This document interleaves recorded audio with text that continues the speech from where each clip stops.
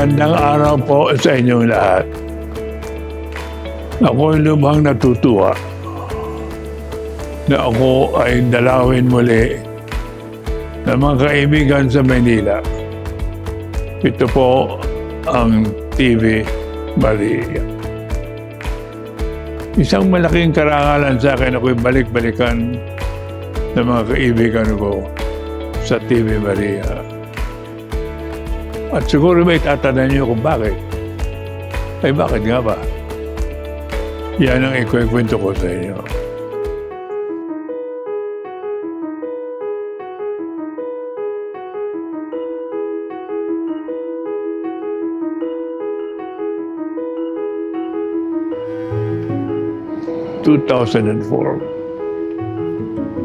Lumapit sa akin si Father James Reuter, isang Jesuitang nakabauna sa media. At ang sabi sa akin na ito, Gaudencio, because yan ako'y seminarista pa lamang marina. Yan, sabi niya, Gaudencio, now you are the Archbishop of Manila. You will put up a TV station for the Archdiocese of Manila, for the Archdiocese of Manila.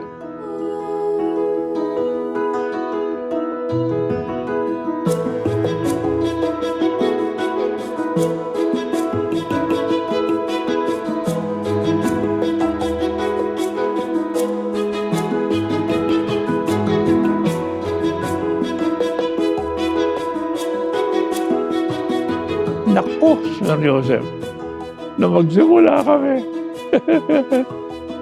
I will tell you, everyone, we started from scratch. Anong scratch? We started from nothing. Ayan. 20 years ago.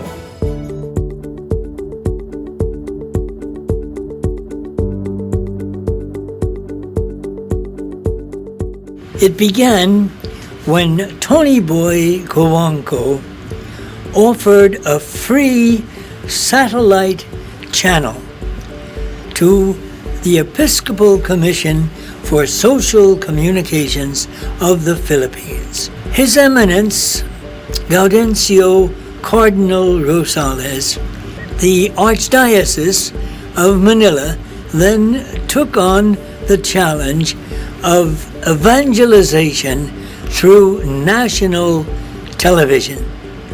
And that is how TV Maria was born.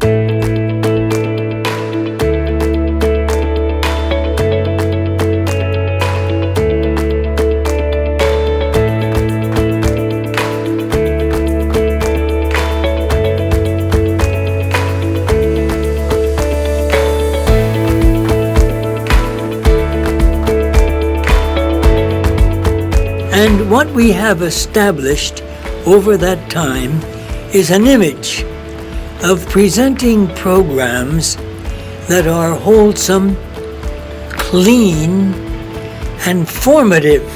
And we have many Catholic organizations, both religious and educational, and some non-government organizations.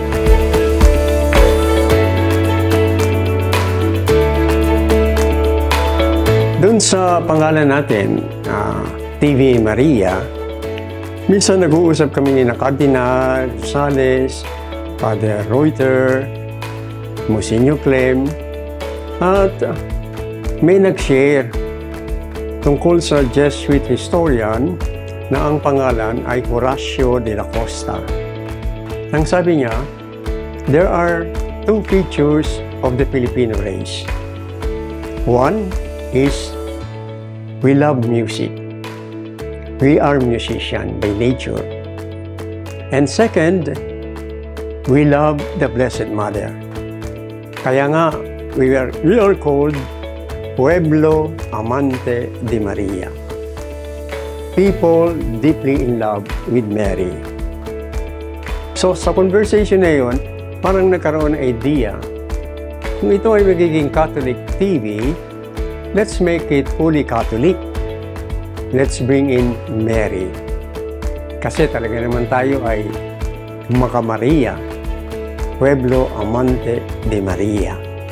Kaya, palagay ko, blessing yung pagkatawag sa atin ng TV Maria, Filipino Catholic Station. See, what really our aim is the aim that was crystallized so well by the Archdiocese of Manila. We want to bring people to the fullness of life, the fullness of life which carries with it peace of soul. It carries with it the joy of living. It carries with it love, happiness, everything that is beautiful and good. Oo nga, nakagasta ng malaki. Masasabi ko, ang lahat ay tubo na. Pinagpala ng buong may kapal ang paglago ng TV Maria. At ito'y sa palago po ng palago. Bakit? Sapagkat maraming tao ang sumusuporta. Napakagaling ng pagpapatakbo ng TV Maria. At masasabi ko, ng lahat ng mga equipments, from camera, to rooms, to trailers, to vehicles, lahat po, yan ay tinatamasa natin ngayon. At higit sa lahat, meron ho tayong slot sa ngalan ng mga TV stations. So we ask you, please help us if you can. Produce if you really have a story that you want to tell. And even if you have no story that you want to tell, if you could help us financially or any other way, we would be very grateful because we cannot do this alone. We cannot do this alone. This is a work that all of us must do together. Magandang malaman natin na meron ng santo ang mass media, si Saint Carlo Acutis. At ginamit niya ang media hindi lamang for entertainment, kundi para buhayin ang tao sa katotohanan ng pag-ibig ng Diyos. Kasi si Jesus na Eucharistia ang daan, katotohanan at buhay. At kapag siya ay ating kinilala, minahal at susundan, tayo ay magkakaroon ng kaganapan ng buhay. Mahal tayo ng Diyos, kaya gamitin natin ang pinagpapalang TV Maria para yung pag-ibig ng Diyos na yan ay matanggap natin, sundan natin, at tayo ay ihatid sa kaganapan ng buhay. Muli, maligayang bati at more years, 20 more years to TV Maria. For all those who help, thank you. For all those who encourage, we thank you.